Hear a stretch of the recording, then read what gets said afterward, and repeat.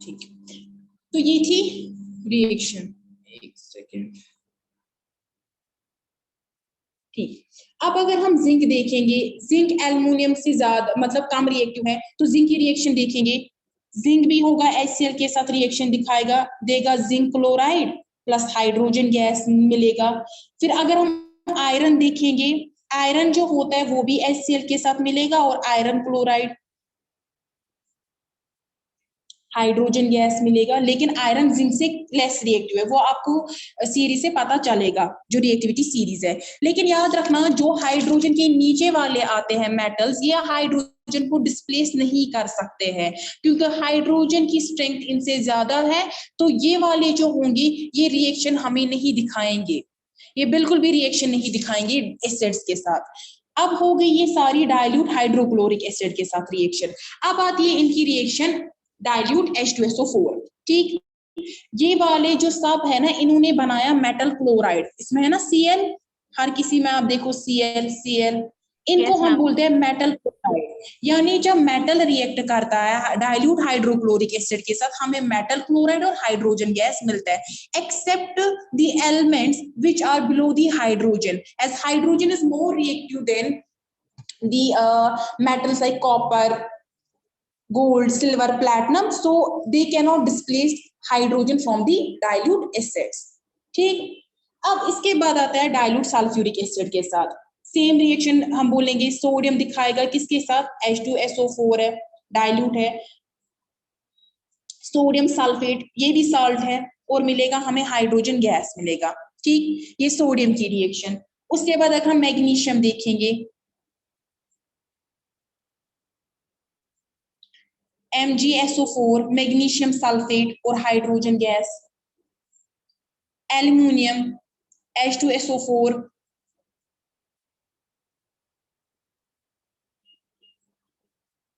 Hydrogen gas, ठीक। Similarly zinc H2SO4 के साथ जिंक सल्फेट देगा और हाइड्रोजन गैस हमें मिलेगा। लेकिन जो नीचे वाले हाइड्रोजन के नीचे कॉपर वगैरह, कॉपर, सिल्वर, गोल्ड, प्लैटिनम, वो इनके साथ रिएक्शन नहीं दिखाएंगे। ये हो गया हमारे पास था एसिड, एक तो हाइड्रोक्लोरिक एसिड और सल्फ्यूरिक एसिड। इसके बाद आता है हमारे पास nitric acid, HNO3, this is a nitric acid, ठीक है। ये नाइट्रिक एसिड होता है। जब ये मेटल जो होते हैं, जब ये नाइट्रिक एसिड के साथ रिएक्शन दिखाते हैं तो हाइड्रोजन गैस इवॉल्व नहीं होता है, खाली दो रिएक्शंस में हाइड्रोजन गैस यहाँ पे इवॉल्व होता है, और वो है मैग्नीशियम के साथ जब ये रिएक्ट करता है, मैग्नीशियम नाइट्रेट देता है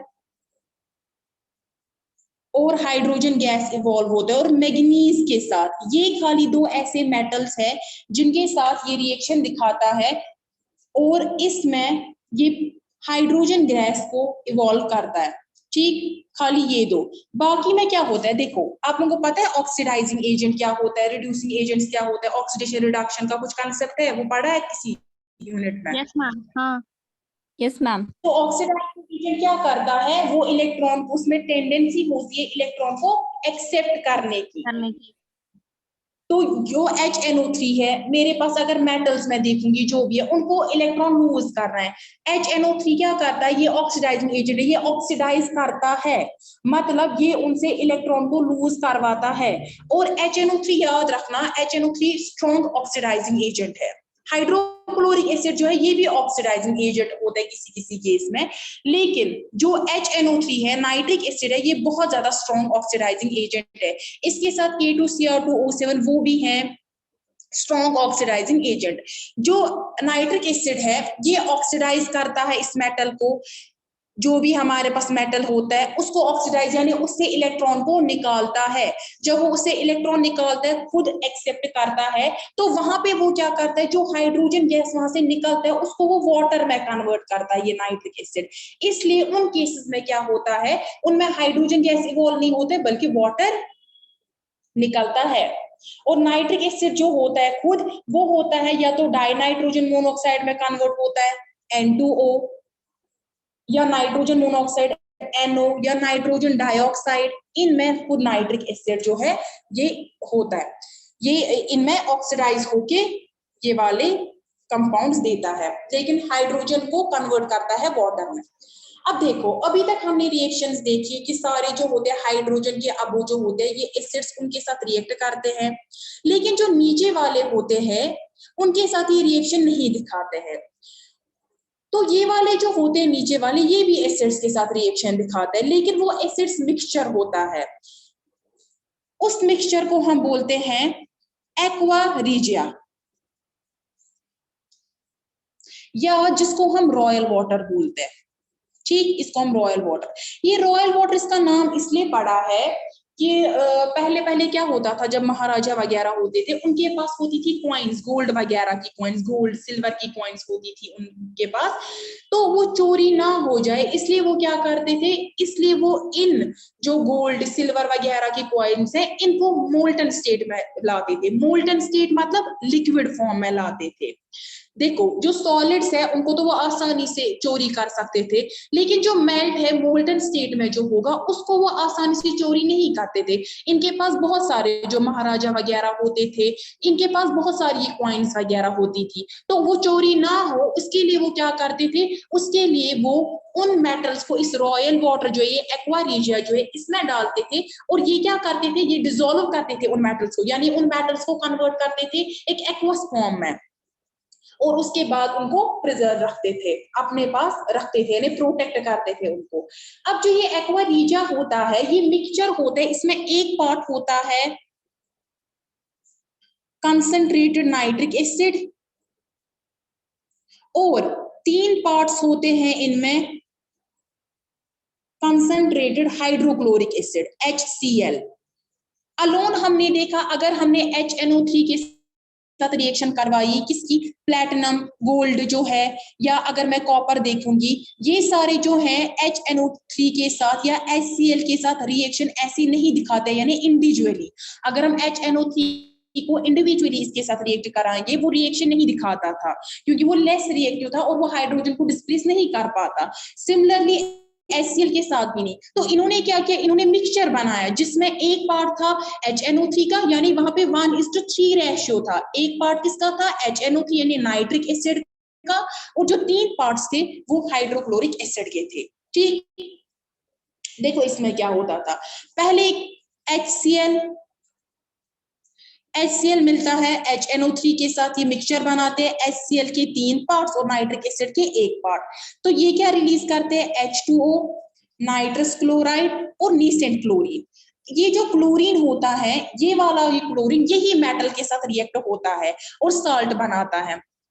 देखो कैसे, मैं लेती हूँ गोल्ड की एग्जाम्पल, AuCl, ये साल्ट बनाएगा AuCl4। यहाँ पे जो Au है इसकी ऑक्सीडेशन स्टेट, इस पे चार्ज जो है वो 3+ चार्ज है।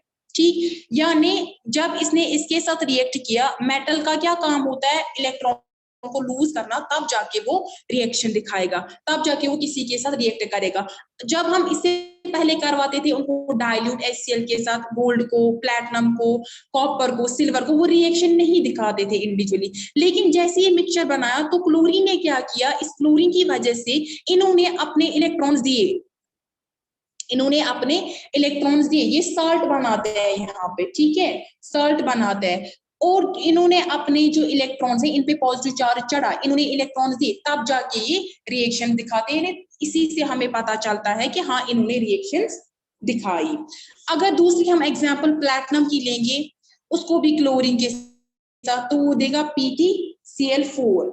यहाँ पे जो प्लैटिनम है इस पे 4+ है, यानी 4 इलेक्ट्रॉन्स इसने लूज किए रिएक्शन में, तब जाके ये रिएक्शन दिखाएगा। और अगर हम देखेंगे जो ये एक्वा रीजिया होता है, जब भी हम किसी में, सपोज ये क्या करते थे महाराजा वगैरह, इसमें एक्वा रीजिया अगर है, सपोज ये एक्वा रीजिया मिक्सचर है किसका, नाइट्रिक एसिड और HCl का, इसमें डालते थे कॉइन्स, वो कॉइन्स क्या होते थे इसमें, वो डिसॉल्व होते थे और वो एक मेल्ट बनाते थे, और उस मेल्ट को वो रखते थे प्रिजर्व करके।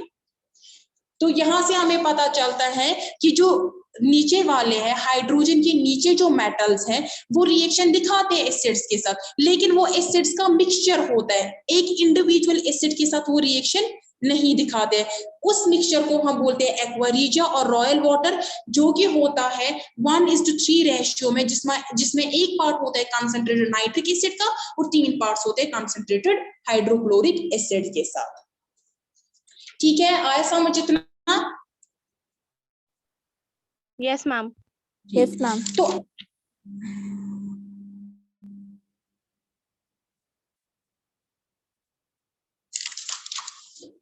अब हम पढ़ते हैं रिएक्शन ऑफ मेटल्स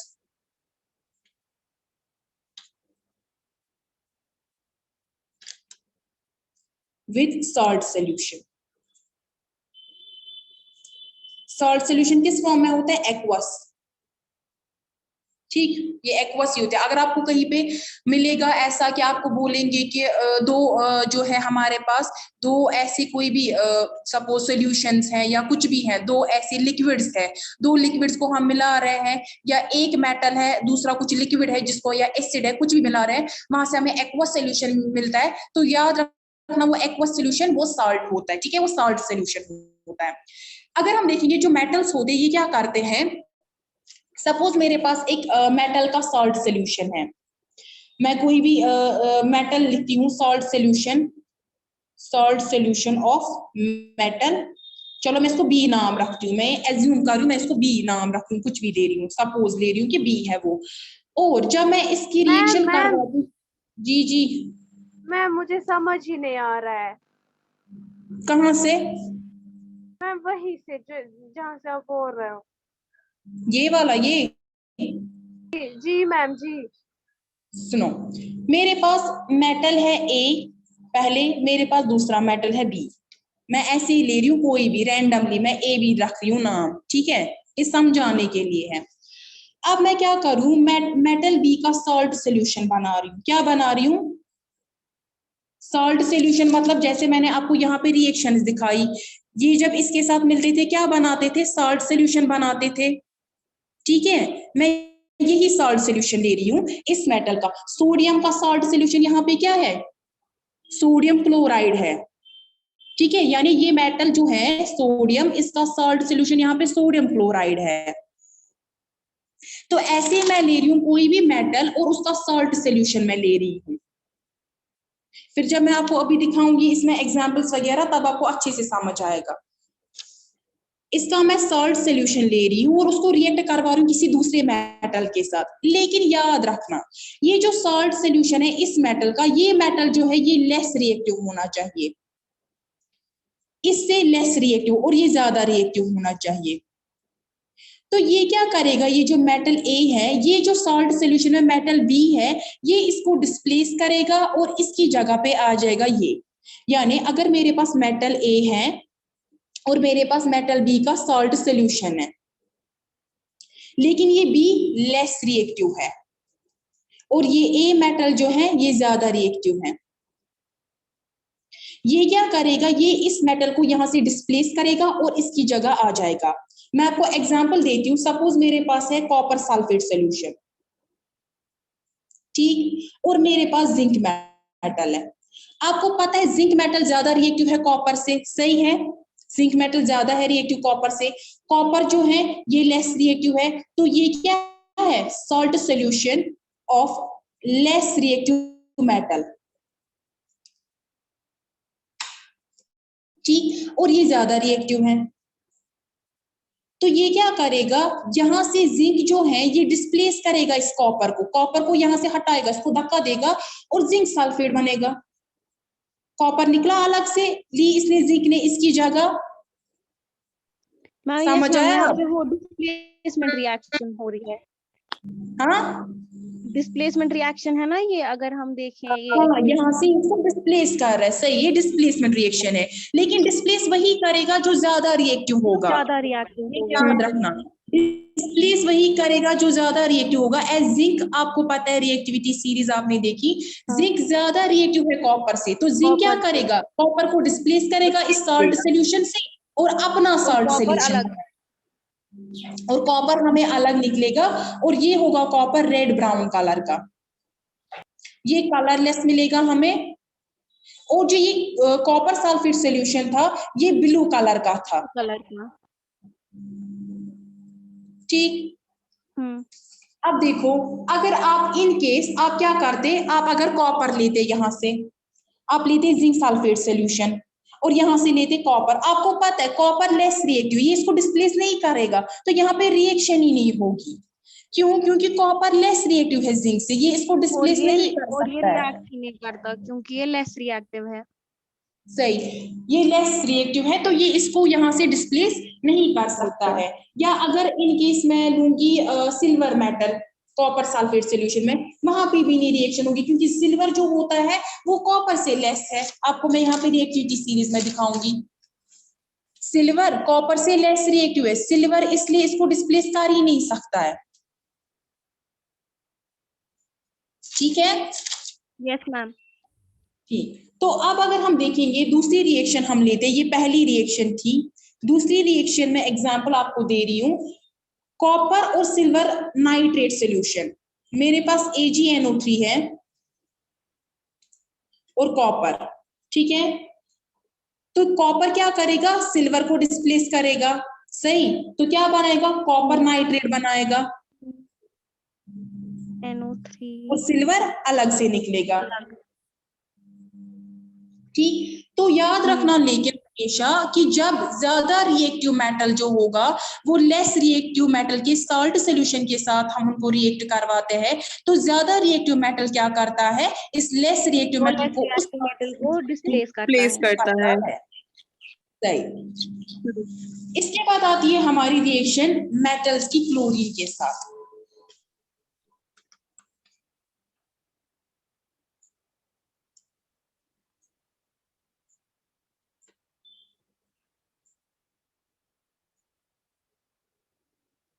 जब मेटल्स जो होते हैं जब ये क्लोरीन के साथ रिएक्ट होते हैं तो ये आयोनिक क्लोराइड्स बनाते हैं। आयोनिक का मतलब क्या होता है, मेरे पास अगर मैं NaCl लूंगी, यहाँ पे Na पे पॉजिटिव होगा, क्लोरीन पे नेगेटिव चार्ज होगा, तो ये एक आयोनिक बॉन्ड बनाते हैं। क्या बनाते हैं, आयोनिक बॉन्ड। आगे जाके आपको केमिकल बॉन्ड्स इसमें पढ़ना ही है, तब ज्यादा इलॉबरेटेड पढ़ाऊंगी मैं।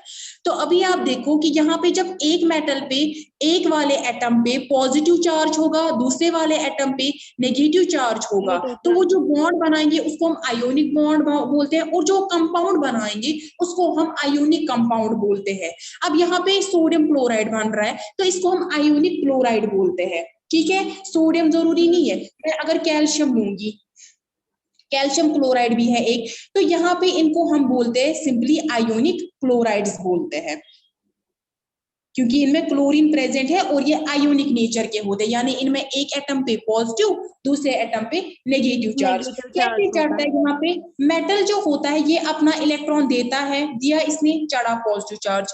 क्लोरीन क्या करता है, ये इलेक्ट्रॉन को लेता है, यानी जब कोई भी एटम इलेक्ट्रॉन को लेगा उस पर नेगेटिव चार्ज चढ़ता है, जब कोई देता है उस पर पॉजिटिव चार्ज चढ़ता है, तो इन्हीं को हम बोलते हैं, और ये आयोनिक बॉन्ड बनाते हैं, और जो कंपाउंड बनाते हैं उसको हम आयोनिक कंपाउंड बोलते हैं।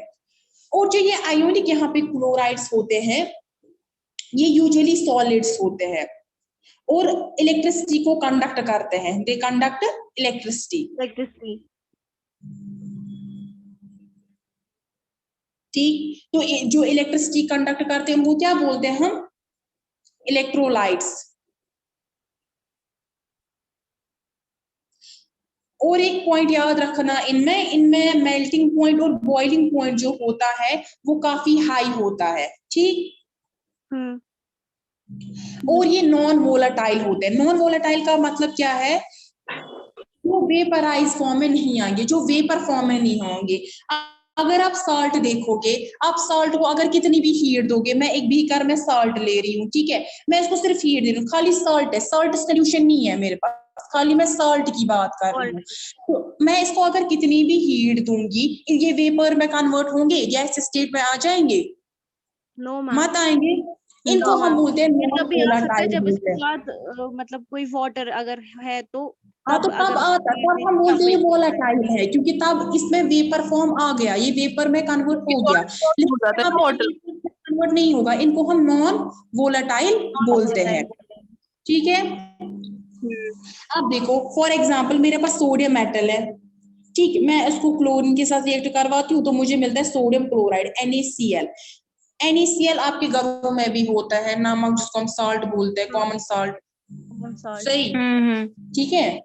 इसमें क्या है, Na है पॉजिटिव और क्लोरीन है नेगेटिव, बॉन्ड क्या बनेगा, आयोनिक बनेगा। कंपाउंड क्या बोलेंगे, आयोनिक कंपाउंड बोलेंगे, या आयोनिक क्लोराइड्स, या आयोनिक क्लोराइड। सही, क्योंकि इसमें क्लोरीन प्रेजेंट है तो इनको हम आयोनिक क्लोराइड बोलेंगे, या सिंपली इसको हम, इस वाले कंपाउंड को हम सिंपली सोडियम क्लोराइड बोल सकते हैं, ठीक है। अब अगर मैं कैल्शियम की एग्जांपल दूं,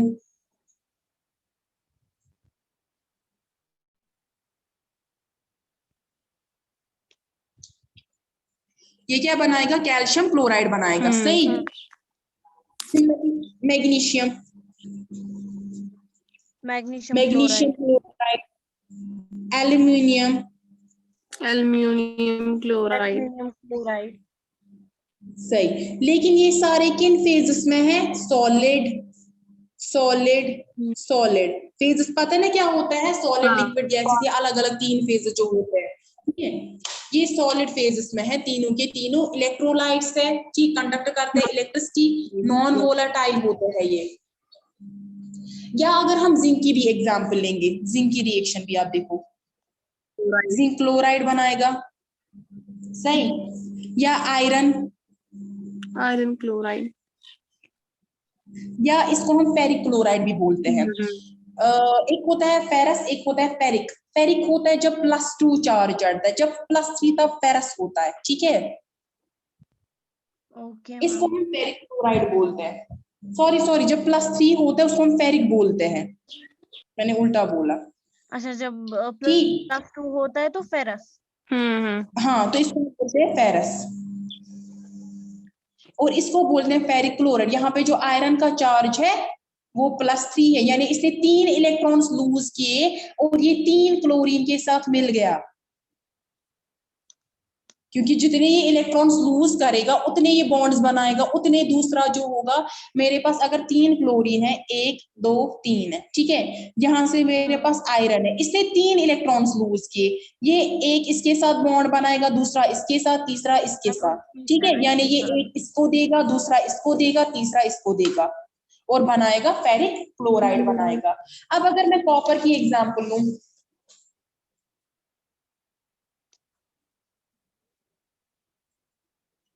कॉपर क्लोराइड, या इसको हम बोलते हैं क्यूप्रिक क्लोराइड, या हम बोल सकते हैं इसको कॉपर क्लोराइड। ठीक, समझ आ रहा है। अब है, इसके बाद आती है 6th, वो है reaction of metals with hydrogen.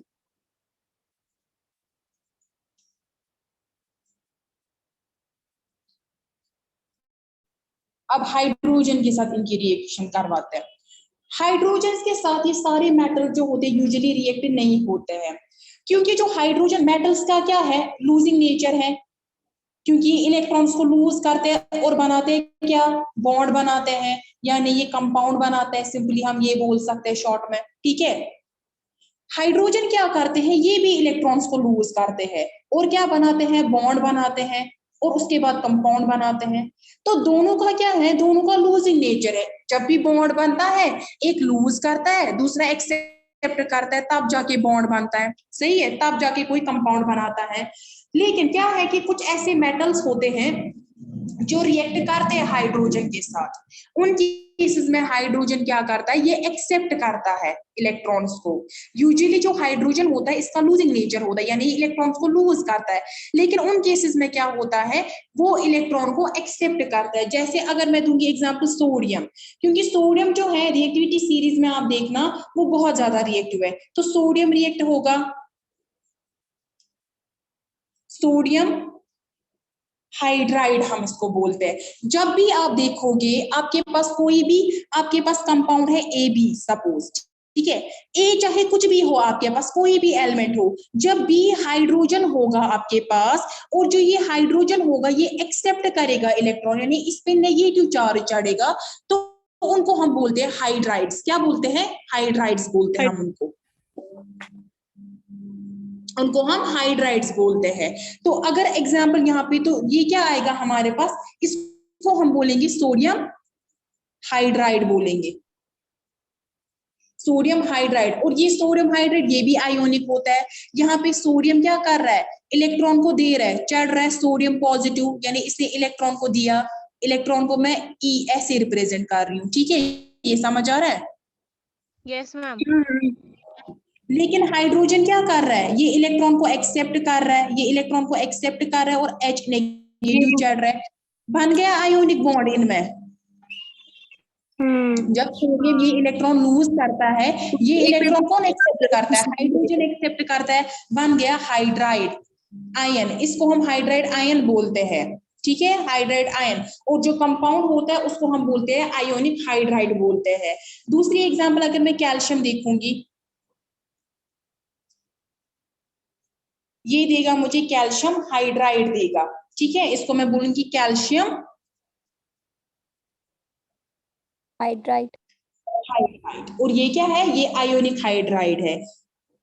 यहाँ पे क्या होता है, यहाँ पे कैल्शियम जो होता है, कैल्शियम जो है इस पे चढ़ता है कैल्शियम 2 पॉजिटिव, यानी 2 इलेक्ट्रॉन को लूज करता है, 2 इलेक्ट्रॉन्स को लूज करता है और 2 हाइड्रोजन आते हैं, वो 2 इलेक्ट्रॉन्स को एक्सेप्ट करते हैं, है ना, H2, यानी 2 हाइड्रोजन एक्सेप्ट करते हैं 2 इलेक्ट्रॉन्स को, और यहाँ पे बनता है बॉन्ड जो कि आयोनिक बॉन्ड होता है। तो इतना था। या मैग्नीशियम हाइड्राइड की भी मैं एग्जांपल आपको दूंगी। मैग्नीशियम MgH2 बना मैग्नीशियम हाइड्राइड। सेम केस यहाँ से, जैसे कैल्शियम ने 2 इलेक्ट्रॉन्स को लूज किया, 2 हाइड्रोजन आ गए, 2 हाइड्रोजन ने 2 इलेक्ट्रॉन एक्सेप्ट किया, यानी इसने 1 इलेक्ट्रॉन एक्सेप्ट किया, इसने दूसरा। यहाँ पे भी मैग्नीशियम 2 इलेक्ट्रॉन्स को लूज करता है, एक हाइड्रोजन 1 इलेक्ट्रॉन एक्सेप्ट करता है, दूसरा हाइड्रोजन दूसरा इलेक्ट्रॉन एक्सेप्ट करता है। तो ये थी सारी आपकी रिएक्शन मेटल्स की। अब इसके बाद हमें आती है chemical properties of non metals, तो वो हम इंशाल्लाह नेक्स्ट लेक्चर में करेंगे। तो मंडे आपके प्रैक्टिकल्स हो रहे हैं, ठीक है।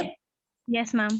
तो आपके लिए 2 क्वेश्चंस हैं जो आप घर पे सॉल्व करोगे कल, ठीक है, और फिर मंडे देखेंगे किसने किए होंगे। तो क्वेश्चंस ये हैं, आप स्क्रीनशॉट लो। Okay, ma'am. ये 2 क्वेश्चन। मैम एक सेकेंड, एक सेकेंड।